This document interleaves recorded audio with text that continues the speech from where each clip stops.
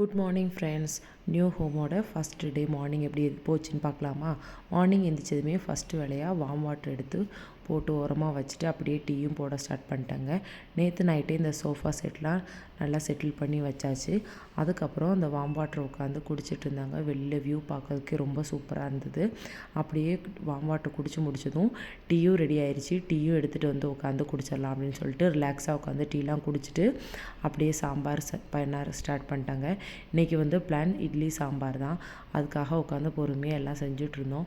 இன்றைக்கி ஹோலி இல்லையா அப்படிங்கிறதுனால எல்லாத்துக்குமே லீவு அப்படின்னு பொறுமையாக உட்காந்து இட்லி சாம்பார் சட்னிலாம் வச்சு சாப்பிட்றலாம் அப்படின்னு சொல்லிட்டு இட்லி சாம்பார் ஃபஸ்ட்டு செஞ்சுட்டு சட்னியும் செய்ய ஸ்டார்ட் பண்ணிட்டாங்க. சட்னி செஞ்சுட்டு வந்து எல்லாருமே ஃப்ரெஷ்ஷப் ஆகிட்டு எல்லோரும் சேர்ந்து சாப்பிட்லான்னு தான் பிளானு. பட் ஆனால் கொஞ்சம் வேலை இருந்தது. அதனால் ஒவ்வொருத்தராக குளிச்சுட்டு வந்து சாப்பிட்டுட்டு உட்காந்தோங்க. அதுக்கப்புறம் குட்டி குட்டி வேலைலாம் இருந்தது. அதுதாங்க இன்றைக்கி பண்ணோம். இப்படி தான் போச்சு.